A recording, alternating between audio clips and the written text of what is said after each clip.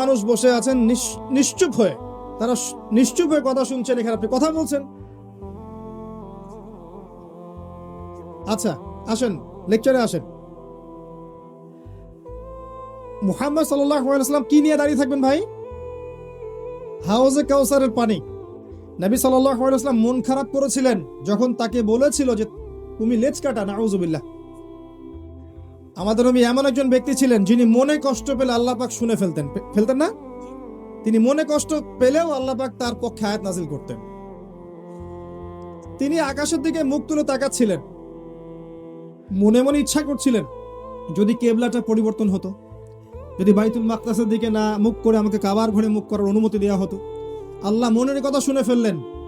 আল্লাহ পাক বললেন, ফাওয়াল্লি ওয়াজহাকা শাতরাল মসজিদিল হারাম, তোমার চেহারাকে মসজিদুল হারামের দিকে ঘোরাও। কিবলা চেঞ্জ হয়ে গেল। আমাদের নবী সাল্লাল্লাহু আলাইহি ওয়াসাল্লাম বাসায় ছিলেন, বাইরে থেকে কিছু বেদুইন তাকে ডাকছিল, ইয়া মুহাম্মদ, ইয়া মুহাম্মদ আখরিজ ইলাইনা, আমাদের দিকে আসেন, আমাদের দিকে আসেন। একটু জোরে কথা বলছিল। আল্লাহ পাক আয়াত নাযিল করেছে, সূরা হুজুরাত পড়ে দেখবেন। যখন তিনি বাসায় থাকবেন তখন তোমাদের জন্য উচিত ছিল সবর করা, এটাই তোমাদের জন্য কল্যাণকর ছিল। আল্লাহ সহ্য করেন না নবীর মনের কষ্ট, সহ্য করেন। যখন তারা বলল যে তোমার তো সন্তান বাঁচেন, আল্লাহ পাক আয়াত নাযিল করলেন, ইন্না আতাইনাকাল কাউসার, হে নবী আপনি কষ্ট পায়েন না, আমি তো আপনাকে কাউসার প্রদান করেছি। কি দিয়েছি? জান্নাতুল ফিরদাউস তো দিবই, মাকামে মাহমুদ পাবেন, কাউসার দিয়েছি আপনাকে। ওরা আপনাকে বলছে আপনার সন্তান বাঁচে না, আপনি মনে কষ্ট নিয়েন না। ফাসাল্লি লিরাব্বিকা ওয়ানহার, বরং আপনি আপনার রবের জন্য সালাত পড়েন এবং স্যাক্রিফাইস করেন, কুরবানি করেন। ইন্না শানিয়াকা হুয়াল আবতার, আপনার শত্রু যারা এরা নির্বংশ হয়ে থাকবে, লেজ কাটা হয়ে থাকবে। কারণ আপনি হকের উপর আছেন। আজকের যুগেও যে বা যারাই হকের উপর থাকবে, যত মানুষ মিলে ওর চারপাশে শত্রুতা করুক না কেন, ধুলার মতো উড়ে যাবে ইনশাআল্লাহ তাআলা। লেজ কেটে পড়ে থাকবে, ইতিহাস থেকে নাম মুছে যাবে, মানুষ ওদেরকে মনে রাখবে না কোশ্চিন কালেও। আর যারা হকের উপর থাকবে না, যারা হকের উপর থাকবে না, বাতিলের উপর থাকবে, ইতিহাস থেকে, আল্লাহ পাকের ইতিহাস থেকে ওদের নাম মুছে যাবে ইনশাআল্লাহ আযজা ওয়া জাল। তো মুহাম্মদ সাল্লাল্লাহু আলাইহি ওয়াসাল্লাম হাউজে কাউসারের সেই পানি নিয়ে আপনার সামনে দাঁড়িয়ে থাকবেন এবং উম্মাহ তার কাছে যাবে। ওই দিন পিপাসা থাকবে না ভাই। কারো ঘাম টাকনু, কারো হাঁটু, কারো কাঁধ, কারো একদম চিবুক, পানির জন্য, এক ঢোক পানির জন্য নবী সাল্লাল্লাহু আলাইহি ওয়াসাল্লাম পানি পান করাবেন। কাকে? আপনাকে, আমাকে। মনে রাখবেন, ওই দিন পানি পান করতে করতে করতে করতে হঠাৎ একটা পর্দা পড়ে যাবে। কি হবে? পর্দা পড়ে যাবে। এবার উম্মতে মুহাম্মাদের এক শ্রেণীর মানুষ বলবে, তাদের সংখ্যা কিন্তু কম নয়, অনেক। তারা বলবে, ইয়া রাসূলুল্লাহ, আমরা তো আপনার উম্মত ছিলাম। এবং নবী সাল্লাল্লাহু আলাইহি ওয়াসাল্লাম বলবেন, ইন্নাহুম মিন্নি, তারা তো আমার উম্মত, কি জন্য পর্দা পড়ে গেল? তাকে জানানো হবে, ইন্নাকা লা তাদরি মা আহদাসা বা'দাক, হে নবী আপনি জানেন না আপনার মৃত্যুর পর এই মানুষগুলো আপনার দিন ইসলামকে পরিবর্তন করেছিল কিভাবে। অর্থাৎ আপনার সুন্নতের মধ্যে এরা বেদাত ঢুকিয়ে ফেলেছিল। মা আহদাসা বা'দাক।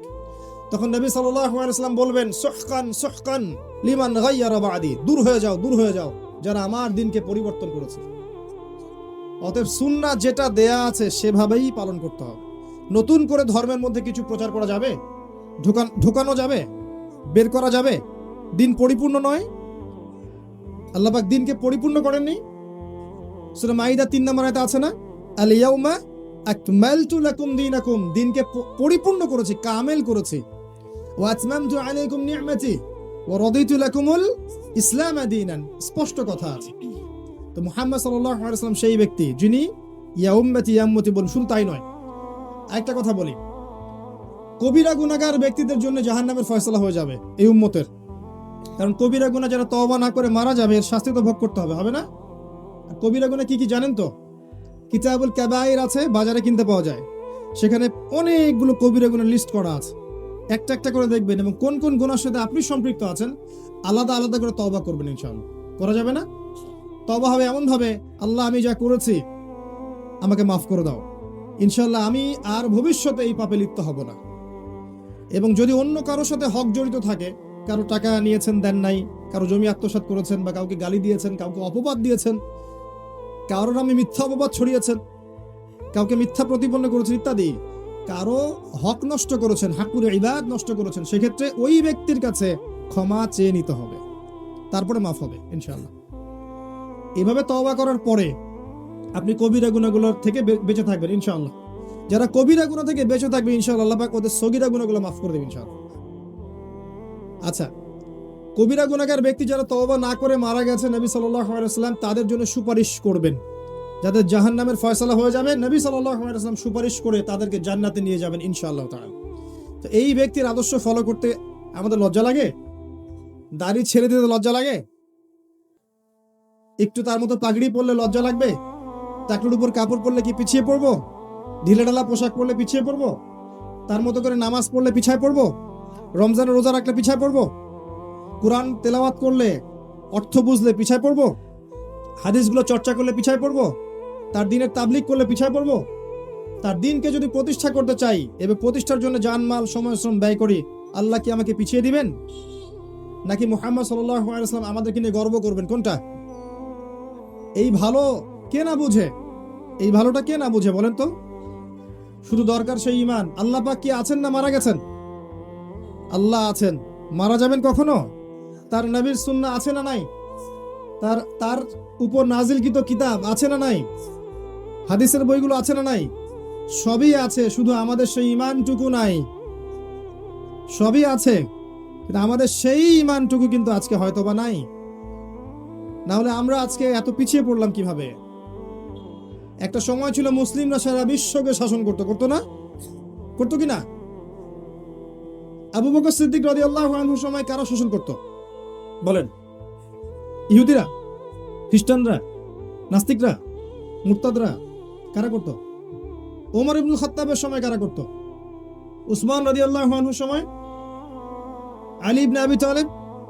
উমাইয়া খেলাফতে, আব্বাসীয় খেলাফত, এদিকে ফাতেমি খেলাফত, কর্ডোবার ইসলামী খেলাফত, উসমানীয় খেলাফত, এই প্রত্যেকটা খেলাফায় কারা শাসন করেছে? বিগত 100 বছরে কারা করছে বিশ্বকে শাসন? বিগত 100 বছরে কারা করছে? কেন এই পরিবর্তন হলো? আমরা কোথায় গেলাম? আমরা হারিয়ে গেলাম কিভাবে? বিশ্বের প্রতিটা ডিপার্টমেন্ট, পলিটিক্স, ইকোনমিক্স, এডুকেশন, আপনার ওয়ার্ল্ড অ্যাফেয়ার্স, আপনার সংস্কৃতি, আপনার মিডিয়া, আপনার প্রযুক্তি, সামরিক বিষয়, অস্ত্রশস্ত্র কারা নিয়ন্ত্রণ করছে? মুসলিমরা করছে। আমরা এই জায়গায় আসলাম কিভাবে বিগত 100 বছরে? এই ইতিহাসটা কখনো পড়া লাগবে না? জানা লাগবে না? এখন যদি বলি যে বিগত 100 বছরে আমরা পিছিয়ে পড়েছি, আমি কি উম্মার অবমাননা করলাম? না, আমি উম্মার সমস্যা তুলে ধরলাম। সমস্যা ফাইন্ড আউট করতে না পারলে সলিউশন পাওয়া যায়?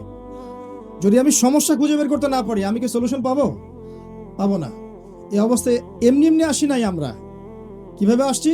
প্রথমত কোরআন থেকে সরে গেছে, নবীর সুন্নাহ থেকে সরে গেছে, দুনিয়াকে বেশি প্রাধান্য দিয়েছি পরকালের চাইতে, অর্থনৈতিক জীবনে হালাল হারামের পরোয়া করছি না, পারিবারিক কাঠামো ভেঙে যাচ্ছে, নামাজি ব্যক্তির সংখ্যা কমেছে। নামাজি ব্যক্তির সংখ্যা কিন্তু দেখবেন আমাদের 90% মুসলিম বলেন ঠিকই, খেয়াল করে দেখবেন মসজিদে কিন্তু ফজরের নামাজে 90% নাই, আছে না? আমরা বলি ঠিকই 90% মুসলিম, দেখবেন 90% মুসলিমের মধ্যে ম্যাক্সিমামই কোরআন বিশুদ্ধ করে তেলাওয়াত করতে পারে না, পারে? আবার যারা পারি অনেকেই অর্থ বুঝি না, আছে না এরকম? আমরা পিছিয়ে পড়ি নেই? শিক্ষা ব্যবস্থা দিকে তাকান, আমরা কি সবাই ইসলামিক শিক্ষা শিক্ষিত হতে পারছি? মাস্টার্স করেও কি ওযুর মাসআলা জানতে পারছি? এমন অনেক মানুষ আছে বিবিএ এমবিএ করেছে, ফরজ ওয়াজিব সুন্নত মুস্তাহাব বলতে পারে না, এরকম আছে না? তাদের কি শিক্ষার অধিকার ছিল না? আচ্ছা, ইকোনমিক সেকশনে যান, সুদ, ঘুষ, দুর্নীতি এগুলো কারা করছে? আমরা করছি না? করছি। যুব সমাজের দিকে তাকান, যে মাদক, যে pornography, free mixing, girlfriend boyfriend সংস্কৃতি, জুয়া, ক্যাসিনো, পাবজি, টিকটক কারা করছে এগুলা? অমুসলিম যুবকরা আমরা আমাদের সমস্যা ফাইন্ড আউট করেন। ধর্মীয় দিকে আসেন, শতদা বিভক্ত দলাদলি আছে না? কতগুলো দল আছে আমাদের ধর্মীয়? কতগুলো আছে ভাই? নবী তো বলেছেন 73 দলে ভাগ হবে। বাংলাদেশ ঘাটলেই দেখা যাবে যে 7300 দল আছে মনে হয়, আল্লাহ ভালো জান, আছে না? সবাই দাবি করছে কি? সবাই দাবি করছে আমি জান্নাতি বা আমি হকপন্থী দল, তাই নয় কি? আমার দলে আসো, ফর্ম পূরণ করো, জান্নাতের সার্টিফিকেট নিয়ে যাও, তাই নয়? আমার দলে আসো, ফর্মটা পূরণ করো, জান্নাতের সার্টিফিকেট নিয়ে যাও। আগে ভাই আপনারা বসেন এক জায়গায়, এক জায়গায় বসে আগে ফিক্স করেন কোনটা সঠিক। আগে আমাদেরকে ফিক্স করে দেখান যে কোনটা সঠিক, কারা সত্যিকার অর্থে হকের উপর আছে। একটা মানুষ যখন হেদায়েত পেয়ে ইসলামের দিকে আসছে, সে বিভ্রান্ত হয়ে যাচ্ছে আমি যাব কোথায়, কার সাথে। আবার কখনো কখনো দেখা যায় একটা দলের মধ্যে উপদল আছে আবার অনেকগুলা, তাই নয় কি? একটা একটা প্ল্যাটফর্ম, একই মানহাজ, একই মাযহাব, তার মধ্যে উপদল আবার অনেকগুলো, প্রত্যেকের আলাদা আলাদা নেতা, আলাদা আলাদা আমির, এবং সবাই বলছে আমি হকপন্থী। কি করবেন আপনি এখন? কি করবেন? মুশকিল না অবস্থা? একটা বিভক্ত জাতি কি শক্তিশালী হয় কখনো? যদি আমরা বিভক্ত না হতাম, আমরা কি শক্তিশালী হতাম না? অমুসলিমদের দিকে তাকান, যারা ইসলামের প্রকাশ্য শত্রু, ওদের দিকে তাকান, এরা কি ইউনাইটেড না, ঐক্যবদ্ধ না? ওদের মধ্যে কিন্তু হাজারটা বিষয়ে ইখতিলাফ আছে, জানেন? ওদের মধ্যে আপোষে অনেক বিষয় ইখতিলাফ আছে, কিন্তু একটা বিষয় ঐক্যমত, যে আমরা মুসলিমদেরকে উঠতে দিব না। সিম্পল। আর আমাদের মধ্যে দেখবেন হাজারটা বিষয় একমত, আপনার আমার সাথে হাজার বিষয়ের 999টাই একমত, একটা হয়তো দ্বিমত। এটাই যথেষ্ট দুইটা দল হয়ে যাওয়ার জন্য। এই মানসিকতা নিয়ে যদি আমরা চলি, আগামী 100 বছরে কি আমরা জিততে পারবো? এই সমস্যাগুলো ধরিয়ে দেওয়া কি আমার অপরাধ? সুবহানাল্লাহ। আসলে কষ্টের কথাগুলো বললাম, এই যে পিছিয়ে পড়ছি আমরা বিগত 100 বছরে, এইগুলো মেজর রিজন। কোরআন থেকে সরে আসা, নবী সুন্নাহ থেকে সরে আসা, নামাজি ব্যক্তি প্রোটেস্ট্যান্ট ভার্সন হয়ে যাওয়া, ইসলাম পালন করছি, যেটা আমার ভালো লাগে সেটা করছি, এটা ভালো লাগে না করছি না, নামাজ পড়ছি, সুদও খাচ্ছি, যাকাত দেই, ঘুষও খাই, মাশাআল্লাহ রমজান রোজা রাখি, গার্লফ্রেন্ডের সাথে অ্যাফেয়ার করি, আবার দেখবেন তাসবিহ তাহলিল করছি, এদিকে আবার দেখবেন দুর্নীতি করছি। মানে আমরা কিছু অংশ মানছি, কিছু অংশ মানছি না। আবার আমরা ইউনাইটেড না, বিভক্ত। আবার দেখবেন জ্ঞান বিজ্ঞান প্রযুক্তিগত যে শিক্ষাগুলো আছে, এখানে আমরা অতটা আগাতে পারছি না যতটা ওরা আগিয়ে গেছে, তাই নয় কি? সমস্ত এগুলো ওরা নিয়ন্ত্রণ করে ফেলছে। এই যদি হয় অবস্থা, তাহলে আমাদের মেজর সমস্যাগুলোকে ফাইন্ড আউট করার দরকার আছে না? সেগুলোকে আগামী প্রজন্মের জন্য তুলে ধরার দরকার আছে না? আমরা পারি আর না পারি, হয়তো পরের প্রজন্ম যেন এগুলোকে ফেস করে সামনে যেতে পারে, এটা দরকার আছে না? এগুলোর ইন্টেলেক্ট কবে জাগবে আমাদের? আল্লাহ যেন আমাদের সবাইকে শুভবুদ্ধি দান করেন, উম্মার সেই হারানো ঐতিহ্য আল্লাহ পাক আবারও ফিরিয়ে নিয়ে আসেন, আমিন। শোনেন ভাই, আমরা চেষ্টা করি আর না করি, আল্লাহ পাক তো কিছু মানুষকে দ্বারা করাবেন না? এই মাঝখানের পথটা কিভাবে পাড়ি দিবেন এখন? এভাবে কি হেলায় খেলায় দিন পার করব, নাকি আসলে সমস্যাগুলো ফাইন্ড আউট করে সমাধানের চেষ্টা করতে হবে? কোনটা? আপনারা চিন্তা করেন। যতটুকু বুঝি শেয়ার করলাম। আমি তো উম্মার কান্ডারি নই। আমি কি উম্মার নেতা? না। আমি কোনো দলের আমির? আমাকে কোনো দেখেছেন কোনো ধর্মীয় দলের ফর্ম পূরণ করতে, না কোনো পলিটিক্যাল দলের আমি গীত গেয়ে বেড়াই? এটা করি? হ্যাঁ, একটা কাজ করি, প্রত্যেকটা দলের যে ভালো জিনিসগুলো আছে আমি সেটা খোলা মনে নেওয়ার মানসিকতা রাখি। কোনো সমস্যা নেই, সে যেই হোক না কেন। প্রত্যেকটা মুসলিমদের কমিউনিটির মধ্যে যার মধ্যেই যে ভালোটুকু আছে, ভালোটা আমি যাচাই করবো কোরআন সুন্নাহ দিয়ে। কোরআন সুন্নাহর মধ্যে যেটা মিলবে ভালো, আলহামদুলিল্লাহ, ওইটুকু নিতে আমার কোনো আপত্তি নাই। কিন্তু যেগুলো নেগেটিভ বিষয়, সেগুলোকে উম্মার ঐক্যের খাতিরে এখন এড়িয়ে যাওয়া লাগবে না? ওই বিষয়গুলো কিনে পড়ে থাকি, আমরা কি ওদের সাথে ফাইট করতে পারবো? যদি ছোট ছোট বিষয়গুলো কিনে ইখতিলাফে পড়ে থাকি, আমরা কি ওদের সাথে আদৌ ফাইট করতে পারবো? তার সময়টা নষ্ট হবে। এই সময়টুকুর মধ্যে দেখবেন ওরা আরো এগিয়ে যাবে, আরো শক্তিশালী হবে। এইটুকু বোঝার জন্য কি আপনার পিএইচডি করার দরকার আছে? এইটুকু বোঝার জন্য কমন সেন্স যথেষ্ট না? আল্লাহ পাক আমাদেরকে কমন সেন্স দান করুন, উম্মার ঐক্য দান করুন, আমাদের মধ্যে আল্লাহ পাক তাওহীদ দান করুন, সুন্নাহ দান করুন, ওলামায়ে কেরামের ঐক্য দান করুন। আল্লাহ পাক আমাদের যুব সমাজকে কবুল করুন, আমাদের পরবর্তী প্রজন্মকে কবুল করুন। আল্লাহ পাক যেন আমাদেরকে এই বিশ্বকে চ্যালেঞ্জ করার মতো জ্ঞানী হওয়ার তৌফিক দান করেন। কোরআন সুন্নাহকে হাতে নিয়ে ওয়ার্ল্ডকে ডিল করার মতো যোগ্যতা আল্লাহ পাক দান করেন। আল্লাহুম্মা আমিন। আসেন মূল জায়গায় আসি। নবী সাল্লাল্লাহু আলাইহি ওয়াসাল্লামের আদর্শ মেনে চললে এগুলো ডিল করা কোনো বিষয় ছিল না। আমরা তার আদর্শ থেকে অনেকটা সরে এসেছি, কিন্তু তিনি সেই ব্যক্তি যিনি আপনার জন্য সুপারিশ করবেন, হাউজে কাউসারে পানি পান করাবেন। আপনাকে তার আদর্শ মানতে আল্লাহ পাক আদেশ করেছেন। যে হাদিসটা থেকে এদিকে এসেছি ওই জায়গায় আসেন। নবী সাল্লাল্লাহু আলাইহি ওয়াসাল্লাম এটা করবেন কিয়ামতের মাঠে, কিন্তু আদম আলাইহিস সালামকে আল্লাহ পাক ডাকবেন, ডেকে বলবেন, শোনেন, তোমার সন্তানদের মধ্য থেকে জাহান্নামীদেরকে আলাদা করে দাও। কাদেরকে? কাকে বলবেন? আচ্ছা, আদম আলাইহিস সালাম বলবেন, হে আল্লাহ কতজনকে? কি বলবেন? কতজনকে? আল্লাহ পাক বলবেন 1999 জনকে। কি বুঝলেন?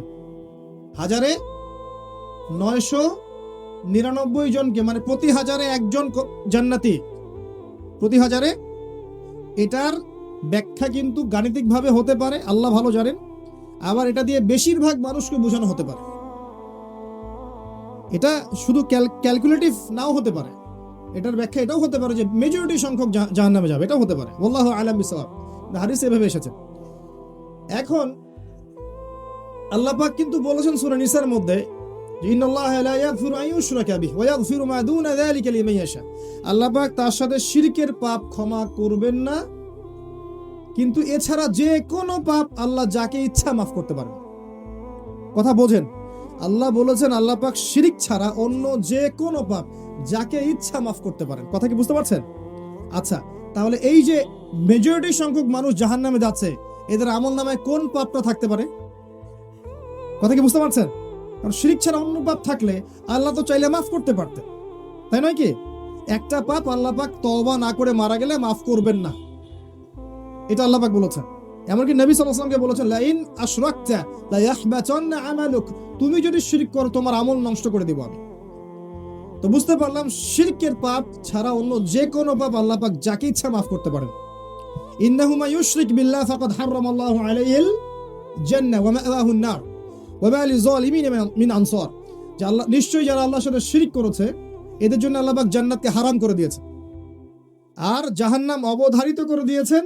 জালেমদের জন্য কোনো সাহায্যকারী নেই। ওই যে মেরাজের রাতে আল্লাহ পাক বললেন যে তোমার উম্মতের মধ্যে কেউ যদি শিরক না করে মারা যায় আমি তাকে মাফ করে দিব। তাহলে ওই যে বেশিরভাগ মানুষ জাহান্নামে যাচ্ছে কোন পাপের কারণে ভাই? শিরকের পাপের কারণে। এটা বুঝতে পারছেন এখন? আচ্ছা, তার মানে আমাদের সবচেয়ে বেশি সতর্ক থাকতে হবে কোন পাপের ব্যাপারে? শিরকের পাপের ব্যাপারে। এখন আমার প্রশ্ন, যে শিরক কাকে বলে সবাই জানি কি না? কত ভাবে শিরক হতে পারে কে বলতে পারবেন? আচ্ছা বলেন, তাওহীদ কয় প্রকার বলেন? তাওহীদ কয় প্রকার? 3 প্রকার। কে বলেছেন? মাশাআল্লাহ, 100 টাকা পুরস্কার আমার পক্ষ থেকে। পড়ে নিয়েন, অবশ্যই নেবেন। তাওহীদ কয় প্রকার? 3 প্রকার। 1 নাম্বার কি? তাওহীদে রুবুবিয়্যাত। আগে কি? তাওহীদে রুবুবিয়্যাত। 2 নাম্বার তাওহীদে উলুহিয়্যাত। 3 নাম্বার তাওহীদে আসমা ওয়াস সিফাত। নতুন শুনছেন আজকে? সুবহানাল্লাহ।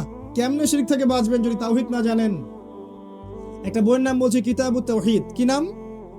কিতাবুত তাওহীদ। বইটা অবশ্যই কিনবেন অথবা অনলাইন থেকে ডাউনলোড করবেন। আজকে পারবেন? হাত তোলেন, কথা দেন। ওই বইয়ের মধ্যে শিরকের ক্যাটাগরি দেয়া আছে। শিরক, এটা করলে শিরক হয়, এটা করলে শিরক হয়, এটা করলে শিরক হয়, হাদিস এবং কোরআনের আয়াত সহ। রাইটারের নাম মুহাম্মদ বিন আব্দুল ওয়াহাব। আমি ওয়াহাবি বানাচ্ছি না আপনাদেরকে। ওনার একটা বই আছে কিতাবুত তাওহীদ, এবং এই বইটা অনেক পাবলিকেশনসই কিন্তু প্রচার করেছে, মানে প্রকাশ করেছে। বাংলা বাজারে যান, পাবেন। যেটা আপনার কাছে ভালো মনে হয় কেনেন।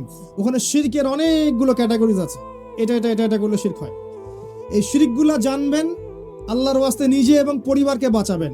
সমাজ রাষ্ট্র পরে, আগে নিজে এবং নিজের পরিবার। সমাজ রাষ্ট্র পরে, এটা পরে, আগে নিজের পরিবার। পারবেন না ইনশাআল্লাহ তাআলা। এবার আসেন, আমি খুব শর্ট করে বলছি।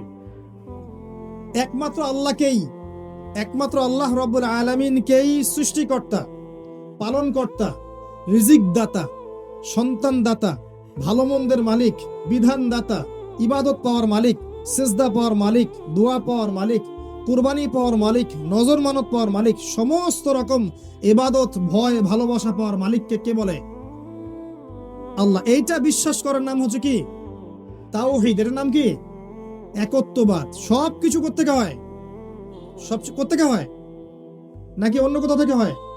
না সবকিছু জাতিসংঘ থেকে হয়? সবকিছু জাতিসংঘ থেকে হয়? কোত্থেকে হয়? এখন বিশ্বের সবকিছু ওখান থেকে হয়, সব ওখান থেকে হয়। আল্লাহ থেকে সবকিছু হয়। এই কনসেপ্টের নাম কি? তাওহীদ, একত্ববাদ। এখন কেউ যদি বিশ্বাস করে যে আল্লাহ বলতে কেউ নাই, শিরক হবে। কেউ যদি বিশ্বাস করে আল্লাহ আছেন, আরো ইলাহ আছে, কি হবে? শিরক হবে। কেউ যদি মনে করে আল্লাহ পরকালে পার করাতে পারেন, অমুকও আমাকে, অমুক মৃত মানুষও পার করাতে পারে, কি হবে? আল্লাহ ছাড়া অন্য কারো জন্য কেউ যদি সেজদা করে কি হবে? আল্লাহ ছাড়া অন্য কারো জন্য নজর মানত করলে কি হয়? আল্লাহ ছাড়া অন্য কারো জন্য কুরবানি করলে কি হবে? আল্লাহ ছাড়া অন্য কারো নামে কসম করলে কি হবে? তাকদীর ভাগ্যকে অস্বীকার করলে কি হবে? আল্লাহর হালালকে হারাম করলে কি হবে? আল্লাহর হারামকে হালাল করলে, এই সমস্ত কাজ আল্লাহ ছাড়া কেউ সন্তান দিতে পারে বিশ্বাস করলে কি হবে? শিরক হবে। প্রচুর কাজ আছে, এগুলো করলে কি হয়ে যায়? শিরক হয়ে যায়। মনে করেন কেউ নিজের নাম রেখেছে শাহিন শাহ, কি নাম রেখেছে? নামের মানে হচ্ছে রাজাধিরাজ। শাহিন শাহ মানে কি? কারণ নাম আছে এখানে শাহিন শাহ আছে নাকি? রাজাধিরাজ শাহিন শাহ মানে কি? এই নাম শিরক। এই নাম কি? শিরক। নামেও ব্যাপার আছে। নাম রাখতে হবে এমন যেটা তাওহীদপূর্ণ নাম। আব্দুল্লাহ, আল্লাহর বান্দা। নামের মধ্যে বিনয় আছে না? তাওহীদ আছে না? আব্দুর রহমান, আর রহমানের বান্দা, নামের মধ্যে তাওহীদ আছে না? বুঝবেন, ভালো করে বুঝবেন। তো এই যে অনেক বিষয় আছে, আমি একটু সহজ করে দেই। 3 ভাবে শিরক করে মানুষ সাধারণত। একটা হচ্ছে আপনার আকীদায় শিরক হয়, বিশ্বাসে শিরক। কেউ বিশ্বাস করে, মানে কারো বিশ্বাস যে আল্লাহ ছাড়া অন্য কেউ কল্যাণ দিতে পারে, বা আল্লাহ ছাড়া অন্য কেউ অকল্যাণ করতে পারে, বা শুভর মালিক হয়তো আল্লাহ, অশুভের মালিক মনে হয় শয়তান। অথবা কেউ যদি মনে করে ফেরেশতাদের নিজস্ব ক্ষমতা আছে, আল্লাহর ক্ষমতা ছাড়াই ওরা আমার উপকার করতে পারবে। কেউ যদি জিন জাতির আশ্রয় নেয় যে জিনরা আমার উপকার করতে পারবে, কেউ যদি জাদু করে, কাউকে জিনের সাহায্য নিয়ে জাদু করে, বা কেউ যদি মনে করে যে আল্লাহ ছাড়া কেউ সন্তান দিতে পারে, কেউ রিজিক দিতে পারে, কেউ ভালো মন্দের মালিক, ইত্যাদি ইত্যাদি, আল্লাহ ছাড়া কেউ বিধান দিতে পারে, কেউ আমার উপকার করতে পারে, অপকার করতে পারে, কেউ চিন্তা করে, বিশ্বাস করে, এই বিশ্বাসটাই কি? শিরক। এটা আকীদাগত শিরক, চিন্তাগত শিরক। আবার কেউ করে কর্মগত শিরক, যেমন কাজ করতে গিয়ে কেউ আল্লাহ ছাড়া অন্য কাউকে সেজদা করলো, করে না? মুসলিমরা কবর পূজা করে না? এই বিষয়গুলো নিয়ে আমাদের কথা নাই, আমাদের মৌলিক বিষয়গুলো নিয়ে কথা নাই। আমরা ব্যস্ত আছি কি নিয়ে জানেন? কে কার ভুল ধরবে এটা নিয়ে। মূল বিষয়ে মানুষ শিরক করে ঈমান খোয়াচ্ছে, কোনো সমস্যা নাই। একটা শব্দ ভুল হয়েছে কিনা ধরো ওটাকে। তো এখনকার মানুষ স্মার্ট, তারা সব বুঝে যে পিছনের কারণগুলো কি। তো বিষয়টা শোনেন, মুসলিমরা কি আল্লাহ ছাড়া অন্য কাউকে সেজদা করছে না? এই যে আল্লাহ ছাড়া অন্য কাউকে সেজদা করছে, আল্লাহ ছাড়া অন্য কারো কাছে দোয়া করছে, আল্লাহ ছাড়া অন্য কারো কাছে নজর মানত করছে, কুরবানি করছে, ইত্যাদি ইত্যাদি, এই কাজগুলো কর্মগত শিরক। কেমন শিরক? ফি'লি কাজ, কর্মগত শিরক। আরেকটা আছে কথা, আপনার কওল, কথা বলতে গিয়ে শিরক। বলে ফেললো যে ভাই কেমন আছেন, বললো আপনার দয়ায় ভালো আছে। কি হলো এটা? ভাই আপনার মায়ের কি খবর? হ্যাঁ মা ভালো আছেন, ডাক্তারটা না আসলে মা মারা যেত। কি হলো এটা? ভাই কিসে করে আসলেন? এই নৌকায় আসছি। তারপর মাঝি খুব ভালো ছিল ভাই, নাহলে নৌকাটা ডুবে যেত। কি এটা? অনেক বিষয় আছে, কথা খুব কেয়ারফুলি বলতে হয়। কেউ গালি দিল যে এই যুগটা ভালো না, এই সময়টাই ভালো না, শিরক হয়ে গেছে। আর সময় মালিক কে? আল্লাহ। এমনকি কেউ যদি বাতাসকেও গালি দেয়, বাতাসকে গালি দিয়েছে, ওই বইটা পড়ে দেখেন, লেখা আছে। এটাও একটা খারাপ কাজ। কেউ মনে করেন যে হাতে একটা বালা পড়েছে, হাতে একটা বালা পড়েছে বা কয়েকটা আংটি পড়েছে, এবং তার বিশ্বাস যে এই বালা আমাকে রোগ ব্যাধি থেকে বাঁচাবে, এই আংটি আমাকে বিপদ আপদ থেকে বাঁচাবে। কি হবে এটা? অনেক ব্যাপার আছে, কথা বলতে গেলেও খেয়াল রাখতে হবে কি বলছি। ওই যে খেয়াল করে দেখবেন, শোনেন, খেয়াল করে দেখবেন যে মিউজিক শোনেন না আপনারা? শোনেন তো নাকি? অনেকেই শোনে।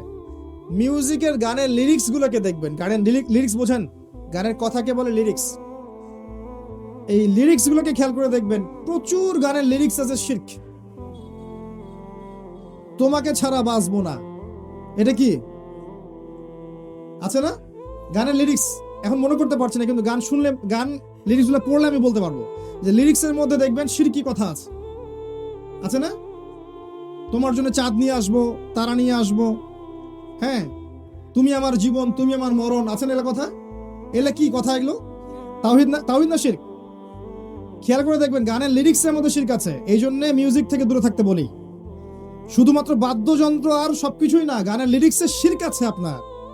এমন কথা আপনি মুখ দিয়ে বলছেন যেগুলো শিরকি কথা।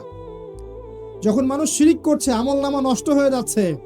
আর বাদ্যযন্ত্র, আপনার অন্যান্য বিষয় তো আরো আছেই, এগুলো তো পরের ইস্যু। গানের কথায় শিরক আছে। অনেক সময় দেখা যায় ইসলামিক সং, নাশিদ, এর মধ্যেও শিরকি কথা ঢুকিয়ে দেওয়া হয়েছে। খুব খেয়াল করে চলতে হবে আর কি। তো এই তিন ভাবে শিরক হতে পারে। একভাবে কি চিন্তায়, বিশ্বাসে, আরেকভাবে কর্মগত, একটা কি কথায়। খেয়াল রাখবেন যে কথা, কর্ম এবং চিন্তা, এই তিনটা ক্ষেত্রে যেন শিরক না হয়। এবার হচ্ছে সেই সুসংবাদ। নবী সাল্লাল্লাহু আলাইহি ওয়াসাল্লাম একটা হাদিসে কুদসিতে বলেছেন যে আল্লাহ পাক কিয়ামতের মাঠে কি করবেন শোনেন। আল্লাহ রাব্বুল আলামিন বলছেন, হে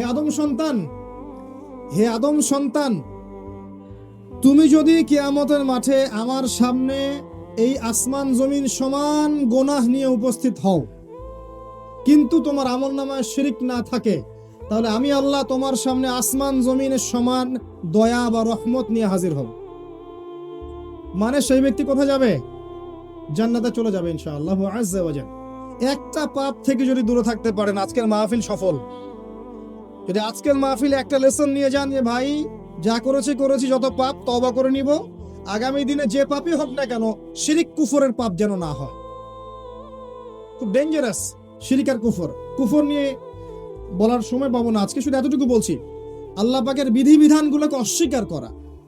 আল্লাহ পাক বিধান দিয়েছেন সালাত পড়া। কেউ যদি মনে করে অলসতা করে নামাজ পড়ছে না, এটা এক ধরনের মাসআলা। আর কেউ নামাজকে অস্বীকার করছে যে নামাজ পড়া লাগে না, ওইটা পাপী মানুষদের কাজ। আমি তো পাপ করি না, আমার নামাজের দরকার নাই, আছে না? বলে না, আমার ঈমান অনেক তাজা আছে, তোমাদের ঈমান দুর্বল, তোমরা নামাজ পড়ো, তাই না? অস্বীকার করলেই কুফর। অস্বীকার করলেই কি কুফর। আল্লাহ পাক যাকাত দিয়েছেন, কেউ যদি বলে যাকাত আমি মানি না, সাথে সাথে কি হবে? কুফর। এটা কুফরি। আল্লাহর যে বিধানগুলো আছে এগুলোকে যদি কেউ অস্বীকার করে, কুফরি।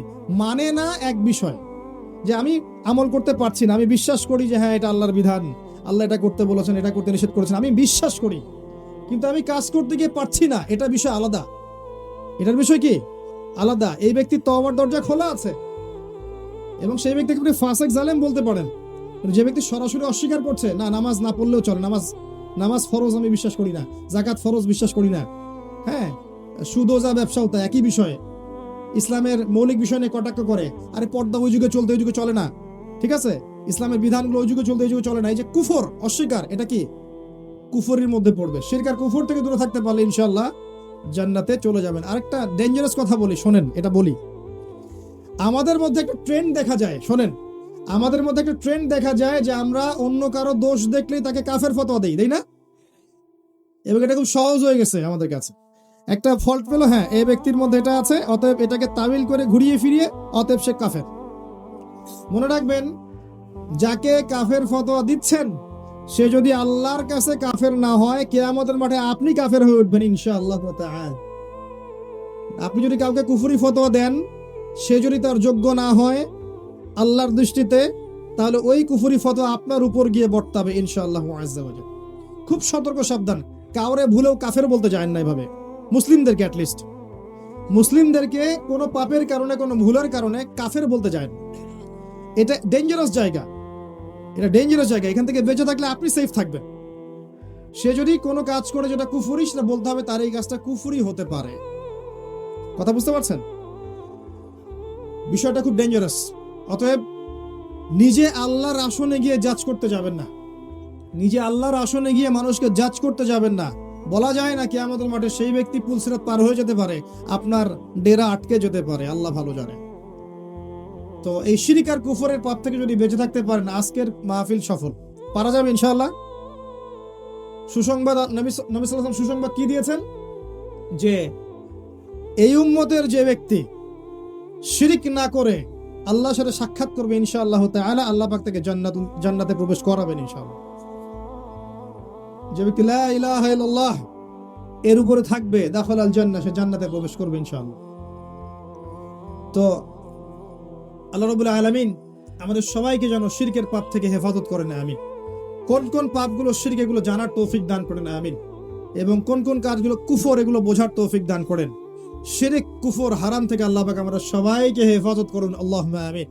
যখন আমরা তাওহীদের উপর থাকব, সুন্নতের উপর থাকব এবং আল্লাহর বিধানের উপর থাকবো, ইনশাআল্লাহ দেখবেন এই জাতি যে সূর্য বীর্য নিয়ে পৃথিবীতে বিচরণ করেছে, আগামী দিনগুলোতে ইনশাআল্লাহ সেই হারানো ঐতিহ্য আবার ফিরে আসবে ইনশাআল্লাহ তাআলা।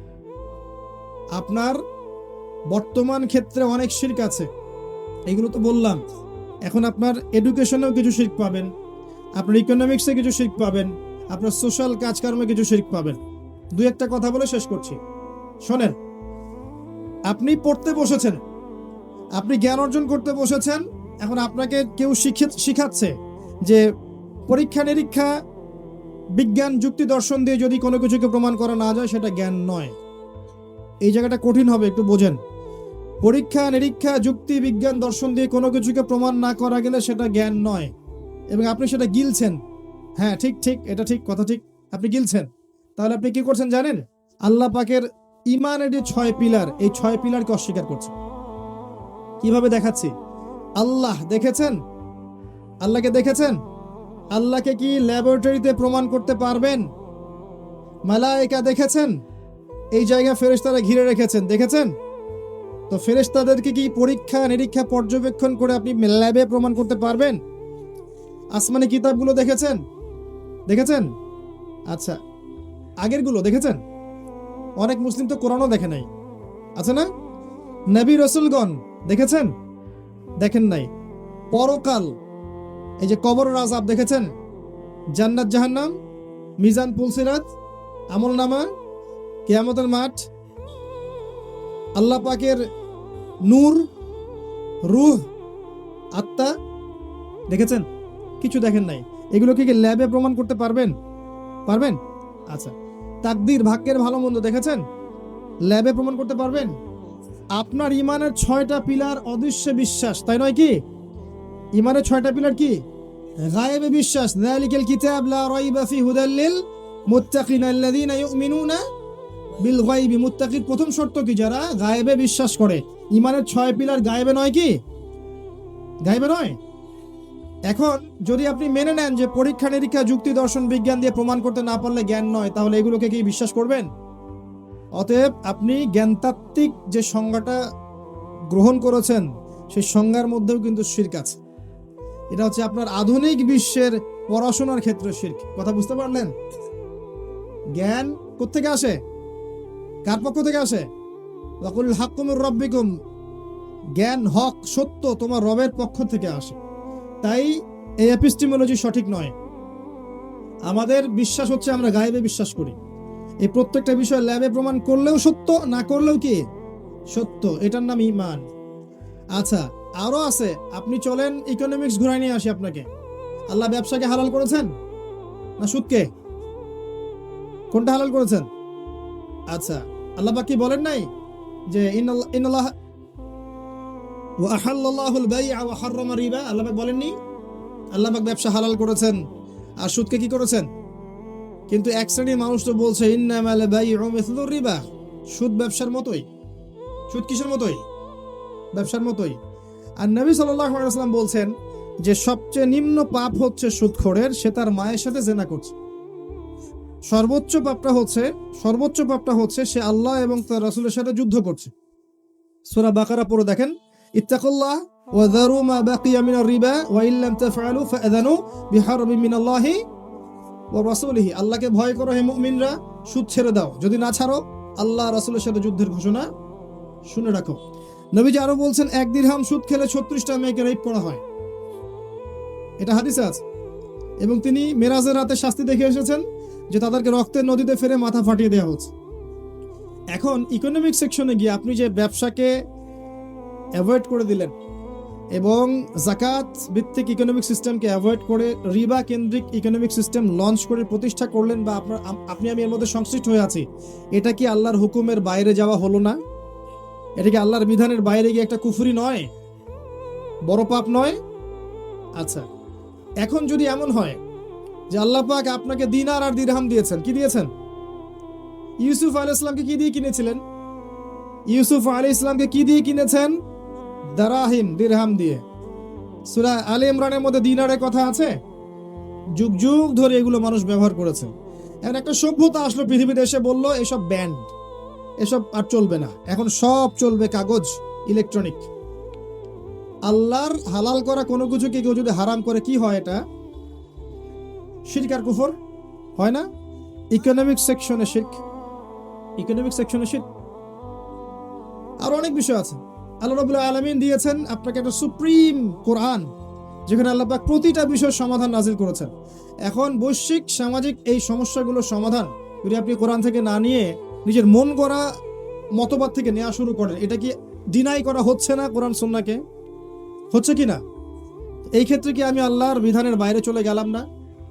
এই যে এইগুলোও কিন্তু শিরক কুফরের অন্তর্ভুক্ত বিষয়। শুধুমাত্র যে এই কবরে সেজদার কথা বললাম, এই যে নজর মানতের কথা বললাম, ইবাদত, দোয়া, কালাম, এগুলো কথা বললাম, এই ক্ষেত্রেই শিরক হচ্ছে না, বাহ্যিক ভাবেও গ্লোবালি অনেক শিরক হচ্ছে। আল্লাহ রাব্বুল আলামিন আমাদেরকে বোঝার তৌফিক দান করুন, তাওহীদের উপর থাকার তৌফিক দান করুন, শিরক থেকে আল্লাহ পাক বাঁচিয়ে রাখুন, আল্লাহুম্মা আমিন। সর্বশেষ একটা নসিহত করে শেষ করব। নসিহতটা হচ্ছে, যদি আমরা ব্যক্তিগত জীবনে, পারিবারিক জীবনে, সামাজিক জীবনে সফল হতে চাই, দুইটা জিনিস আঁকড়ে ধরতে হবে। কয়টা জিনিস?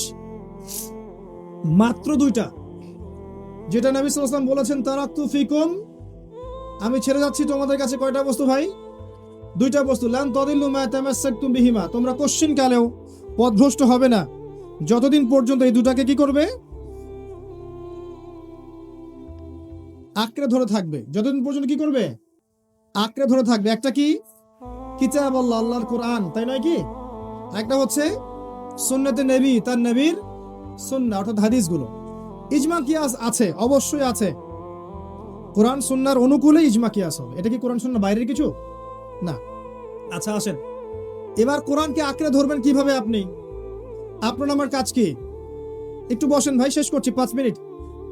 আপনার আমার কাজ কি? এক নাম্বার বিশুদ্ধ করে তেলাওয়াত করতে শিখবেন। কি করবেন ভাই? বিশুদ্ধ করে তেলাওয়াত করতে শিখবেন, নিয়মিত তেলাওয়াত করবেন। প্রত্যেক হরফে কয় নেকি পাবেন? 10 নেকি পাবেন। এরপরে কিছু অংশ হিফজ করবেন। হিফজ করা যাবে না কিছু অংশ? ইনশাআল্লাহ। এখানেই থেমে যাবেন? এখানেই থেমে যাবেন? যদি এখানেই থেমে যান, তাহলে পরের হকগুলো আদায় হচ্ছে না। হচ্ছে? এটাই বলতে চেয়েছি আমি কোশ্চিন কালেও বলতে চাইনি, বা বলিনি, বা বুঝাইনি যে আপনি কোরআন তেলাওয়াত করবেন না আর হিফজ করবেন না, বা তেলাওয়াত করলে কোনো লাভ নাই, এমন কথা আমি কোশ্চিন কালেও বলিনি। বলেছি শুধু তেলাওয়াত এবং হিফজে সীমাবদ্ধ থেকে যদি আমরা অর্থগুলো না বুঝি, গবেষণা না করি, তাদাব্বুর না করি, তাহলে কোরআনের পূর্ণাঙ্গ হকটা আদায় হচ্ছে না। That's all. এখন আপনি তেলাওয়াত করছি আমরা, আলহামদুলিল্লাহ, হিফজ করবো, আলহামদুলিল্লাহ, এরপরে আরবিক শিখবো না? আরবি শিখে আলেম ওলামার কাছে যাব না? এবং সেখানে গিয়ে আমরা কোরআনের অর্থ বোঝার চেষ্টা করব না? অর্থগুলো বুঝে আমরা এই অর্থগুলো দিয়ে কোরআন থেকে হেদায়েত নিয়ে সমাজে, পরিবারে, বিশ্বে অ্যাপ্লাই করব না? আল্লাহ পাক কোরআন শুধুমাত্র আমাদেরকে শুধু কি রিডিং পড়ার জন্য কোরআন নাজিল করেছেন, নাকি কোরআন দিয়ে আমরা যেন সব সমস্যার সমাধান বের করতে পারি এই জন্য নাজিল করেছেন? আল্লাহ পাক কোরআনে কি বলেছেন? যে ওয়ালাকাদ সাররাফনা ফি হাযাল কোরআন লিন-নাস মিন কুল্লি মাসাল, আমি এই কোরআনে মানব জাতির জন্য প্রত্যেকটা বিষয়ের সমাধান নাজিল করেছি। তা আমি যদি না বুঝি কিভাবে সমাধান পাবো?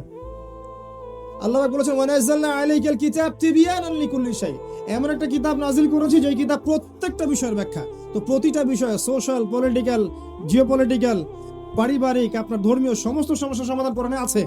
ভিতরে না ঢুকলে আমি কেমন করে পাবো? তাই নয় কি? এটা বুঝাতে চেয়েছি। এটা বুঝাতে গিয়ে বলেছি যে আমরা কলেজ লাইফে একটা বই পড়েছিলাম, শেক্সপিয়ারের বই। কলেজ লাইফে একটা বই পড়েছিলাম, শেক্সপিয়ারের বই। সেই বইটা খুব কঠিন ছিল, কঠিন ভাষায় লেখা।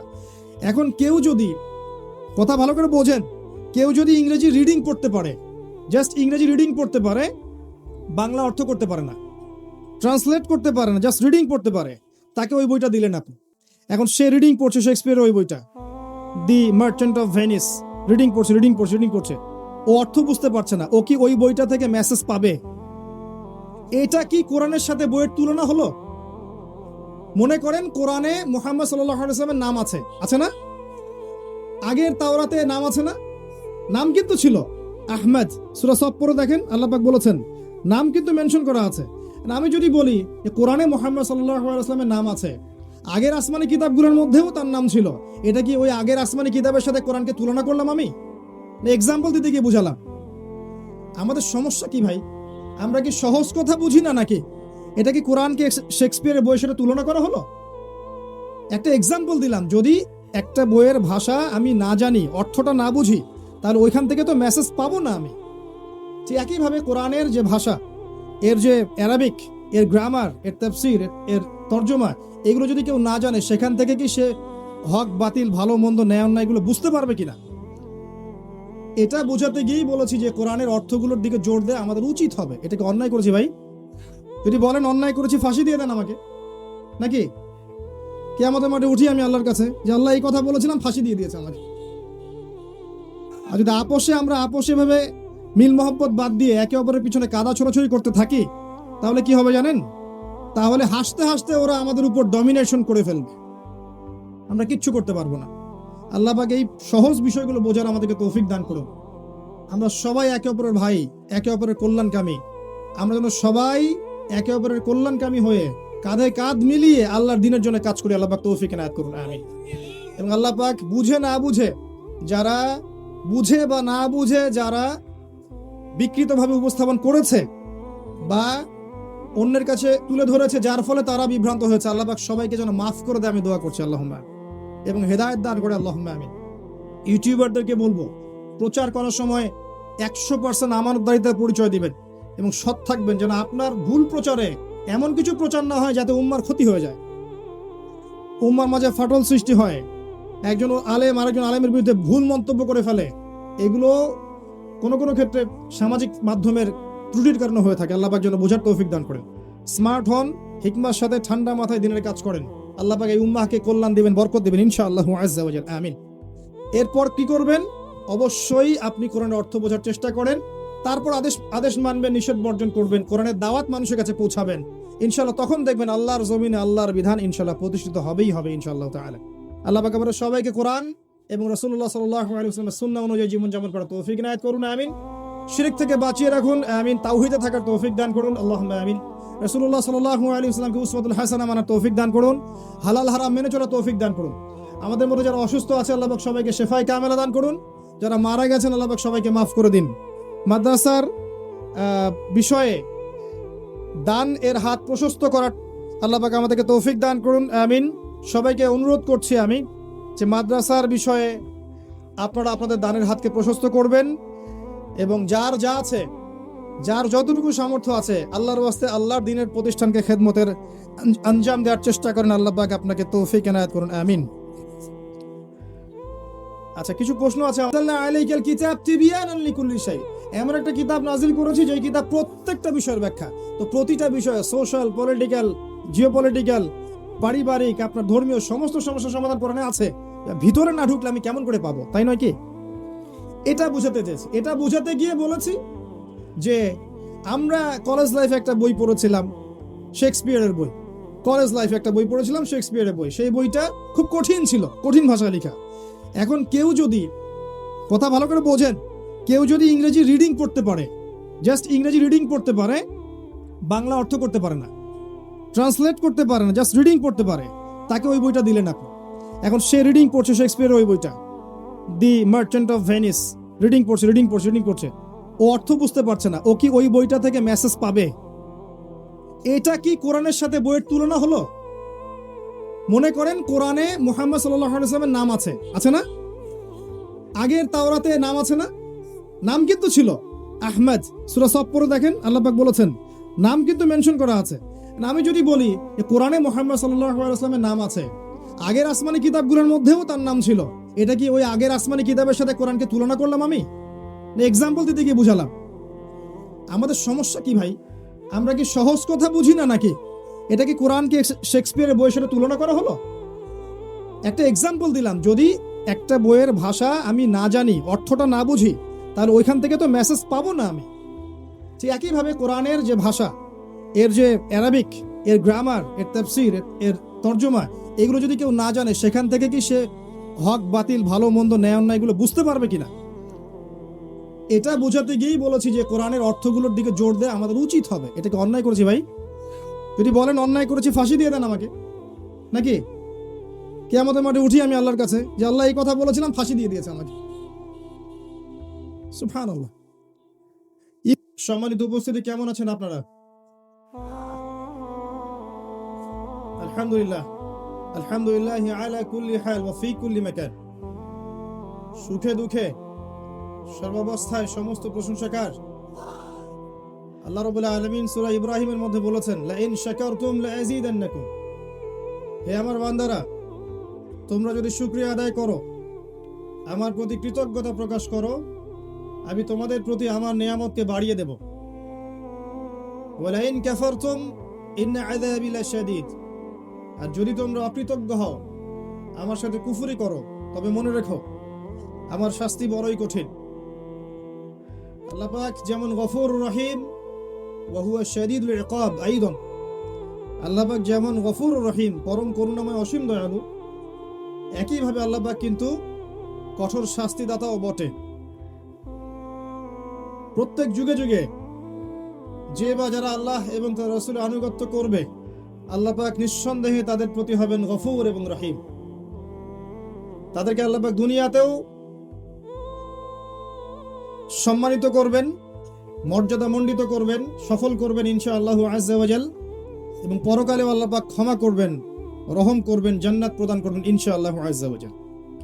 আর প্রত্যেক যুগে যুগে যারাই আল্লাহ এবং তার রাসূলের অবাধ্য হবে বা হয়েছে, আল্লাহ পাক দুনিয়াতেও লাঞ্ছিত করবেন ইনশাআল্লাহ তাআলা, এবং পরকালে অবশ্যই আল্লাহ পাক চিরস্থায়ী জাহান্নামে প্রবেশ করাবেন ইনশাআল্লাহ আযজা ওয়া জাল। আল্লাহ পাকের সমীকরণ খুব সহজ। আল্লাহর সমীকরণটা শোনেন, দ্য ফিলোসফি অফ লাইফ। সূরা বাকারার 38 এবং 39 নম্বর আয়াতে আল্লাহ পাক বলেছেন, কুল নাহবিতু মিনহা জামিআ। আল্লাহ পাক বলছেন যে আমি বললাম তোমরা পৃথিবীতে নেমে যাও। কারা নেমে যাবে? আদম আলাইহিস সালাম, হাওয়া আলাইহিস সালাম, ইবলিস। তোমরা পৃথিবীতে নেমে যাও।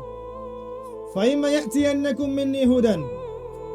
তোমরা পৃথিবীতে যাচ্ছ, যাও, তবে পৃথিবীতে তোমাদের কাছে আমার পক্ষ থেকে হেদায়েত আসবে। প্রত্যেক যুগে যুগে আমার পক্ষ থেকে হেদায়েত, নবী রাসূলগণ, আসমানি কিতাব এগুলো আসবে। আসে নাই? ফামান তাবিআ হুদায়া।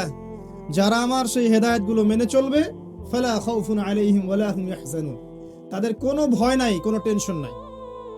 যে জান্নাত থেকে এসেছো, ইনশাআল্লাহ সেই জান্নাতেই ফিরে যাবে। সহজ কথা, আল্লাহর কথা খুব স্পষ্ট, সহজ। ওয়াল্লাযীনা কাফারু ওয়া কাযযাবু বিআয়াতিনা। কিন্তু যারা কুফরি করবে এবং মিথ্যা প্রতিপন্ন করবে আমার আয়াতকে, আমার নিদর্শনকে, উলাইকা আসহাবুন নার। তারা হবে জাহান্নামের অধিবাসী। কিসের অধিবাসী? আর জাহান্নাম নিশ্চয়ই কোনো ভালো জায়গা নয়। হুম ফিহা খালিদুন। তারা সেখানে চিরস্থায়ী হবে। কিয়ামতের মাঠে যখন জান্নাত এবং জাহান্নামের ফয়সালা হয়ে যাবে, আল্লাহ পাক মৃত্যুকে, মৌতকে একটা প্রাণীর আকৃতিতে নিয়ে আসবেন এবং জান্নাত জাহান্নামের মাঝখানে জবাই করে দিবেন।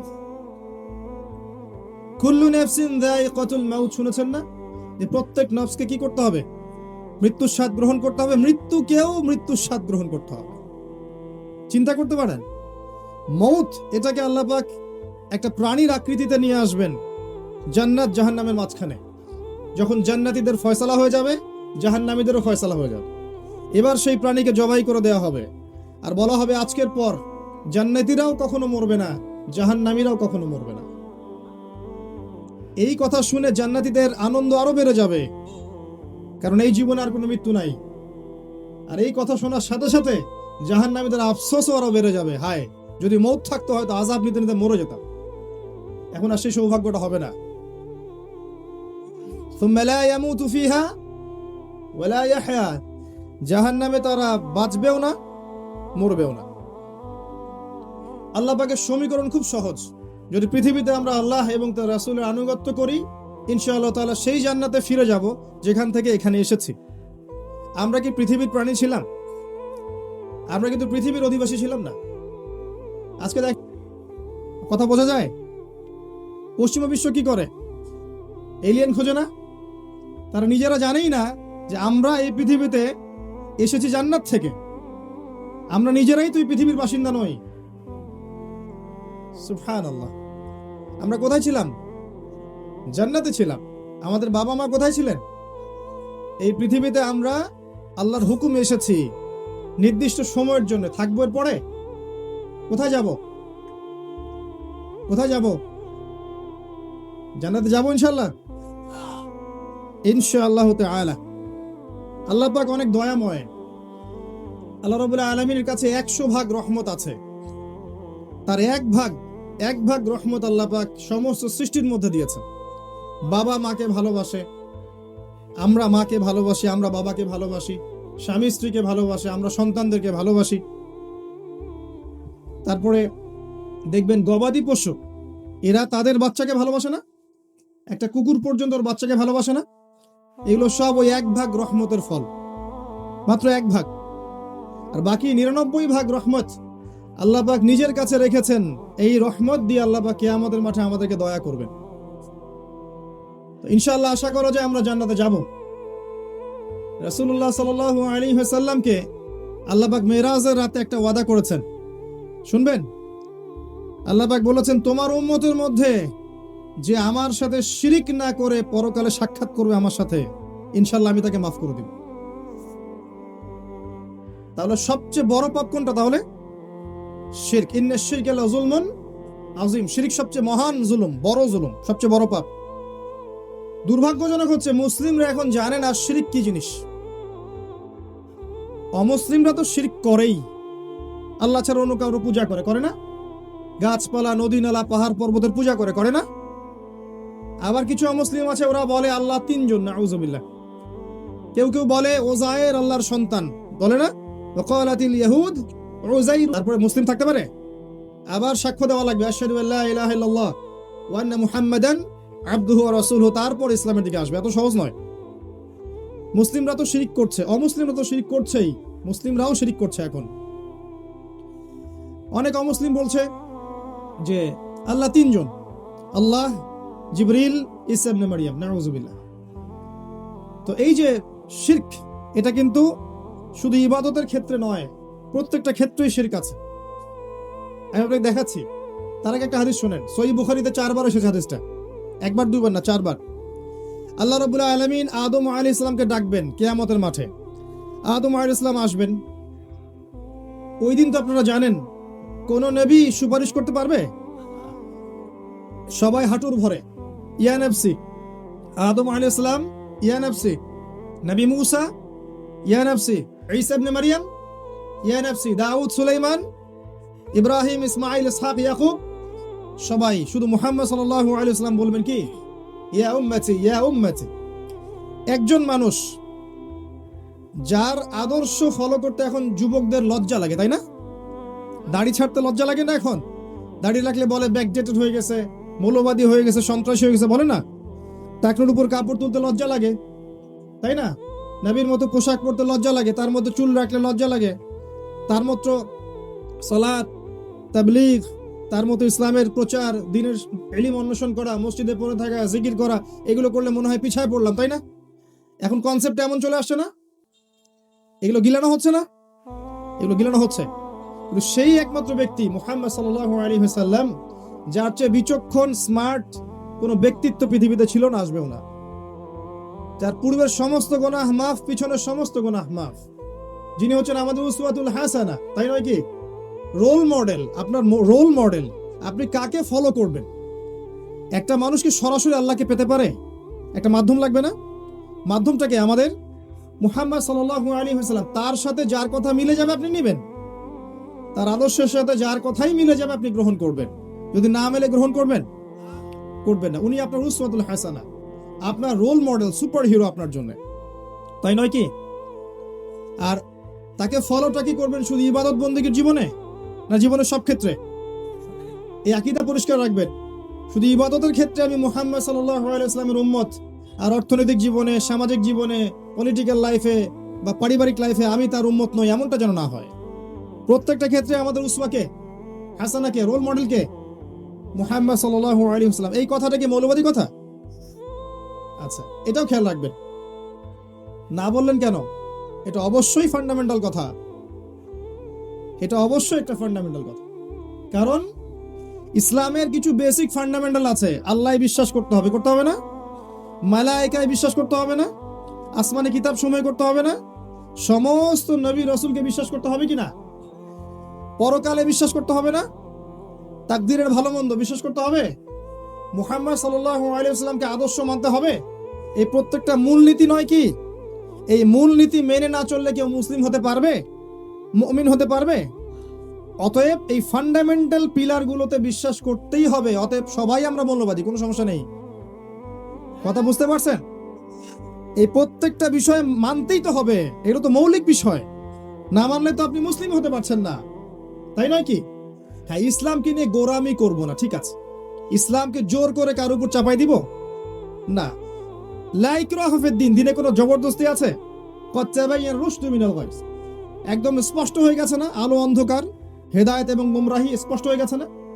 ইসলামে কোনো জবরদস্তি নেই, বাড়াবাড়ি নাই, কিন্তু ইসলামের মৌলিক বিষয়গুলো তো মেনে চলতেই হবে, তাই নয় কি? যদি না চলি তাহলে কি মুসলিম হতে পারবো?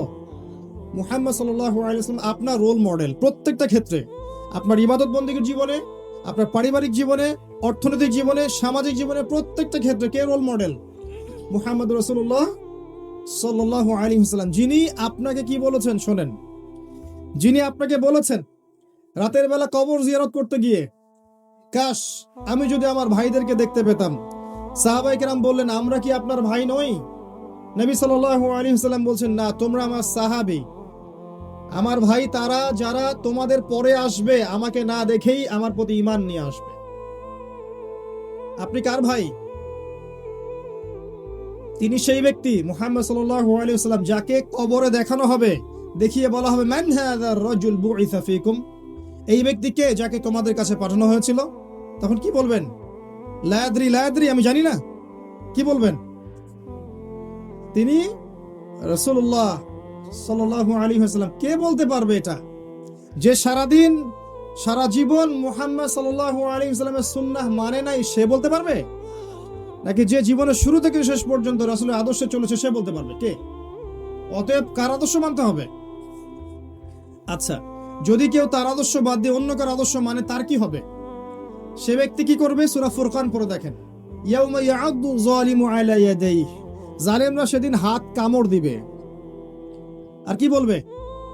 ইয়া লাইতানি, আয়াতটা কি? ইয়া লাইতানি ইত্তাখাযতু মা'আর রাসূলি সাবিলা, হায় আমার দুর্ভাগ্য যদি আমি সারা জীবন রাসূলের পথ অনুসরণ করতাম। ইয়া ওয়াইলাতা লাইতানি লাম আত্তাখিয ফুলালান খলিলা, হায় আমার পোড়া কপাল যদি আমি অমুককে আমার আদর্শ হিসেবে গ্রহণ না করতাম। এই আফসোস কে করবে? যে পৃথিবীতে মুহাম্মদ সাল্লাল্লাহু আলাইহি ওয়াসাল্লামকে আদর্শ হিসেবে গ্রহণ করে নাই। যে গ্রহণ করেছে ইনশাআল্লাহ তাআলা সে কবরে অ্যানসার করতে পারবে, সে আল্লাহর রাসূল, আমি তার উম্মাহ ছিলাম ইনশাআল্লাহ তাআলা। আর কবরের প্রশ্নের উত্তর না দিতে পারলে কেউ কি জান্নাতে যেতে পারবে? উসমান রাদিয়াল্লাহু আনহু কবর দেখে কাঁদতেন না? তিনি বলতেন, এটা হচ্ছে আউয়াল মানজিল ফিল আখিরা, এটা হচ্ছে আখিরাতের প্রথম মঞ্জিল। এখানে যে হাসবে পরকালেও সে হাসবে ইনশাআল্লাহ, আর এখানে যে কাঁদবে পরকালেও সে কাঁদবে ইনশাআল্লাহ। কোনো গতি আছে? কোনো গতি নাই। মনে রাখবেন, কবরে তিনটা প্রশ্ন হবে মৌলিক। দুনিয়াতে যে আল্লাহর সাথে শিরিক করেছে সে কোশ্চিন কালেও মান রব্বুক উত্তর দিতে পারবে না। দুনিয়াতে যে তাওহীদের উপর থেকেছে সেই একমাত্র ব্যক্তি যে কবরের উত্তর দিতে পারবে ইনশাআল্লাহ তাআলা। দুনিয়াতে যে ব্যক্তি দ্বীন ইসলামকে পরিপূর্ণরূপে গ্রহণ করেছে সে মা দ্বীনুক উত্তর দিতে পারবে ইনশাআল্লাহ। আর দুনিয়াতে ইসলামকে যে ঠাট্টা খেলার ছলে গ্রহণ করেছে এই কোশ্চিন কালেও উত্তর দিতে পারবে না। পারবে? আর দুনিয়াতে যে রাসূল সাল্লাল্লাহু আলাইহি ওয়াসাল্লামের আদর্শ গ্রহণ করেছে ইনশাআল্লাহ সে তার উত্তর দিতে পারবে, এই ব্যক্তিকে, তোমার নবীকে। পারবে না? আর দুনিয়াতে যে রাসূলের সুন্নাহ মেনে চলে নাই সে কি পারবে? কোশ্চিন কালেও পারবে না। এই ব্যক্তি সেই ব্যক্তি যিনি ইয়া উম্মতি বলবেন, যেদিন সবাই বলবে ইয়া নাফসি ইয়া নাফসি। মুহাম্মদ সাল্লাল্লাহু আলাইহি ওয়াসাল্লাম সেই ব্যক্তি যিনি হাউজে কাউসারের সামনে দাঁড়িয়ে থাকবেন আপনার আমার জন্য, কি হাতে? কাউসারের পানি হাতে। নবী সাল্লাল্লাহু আলাইহি ওয়াসাল্লামকে কষ্ট দিয়েছিল কিছু মানুষ, তারা বলেছিল যে তোমার তো সন্তান বেঁচে থাকে না, পুত্র সন্তান বেঁচে থাকে না। নবী সাল্লাল্লাহু আলাইহি ওয়াসাল্লাম মনে কষ্ট পেয়েছিলেন। এদিক থেকে কথা আসছে কি জন্য ভাই? কি সমস্যা আপনাদের? কোনো সমস্যা থাকলে চলে যান, যদি প্রবলেম হয় চলে যান। লিসেন, এখানে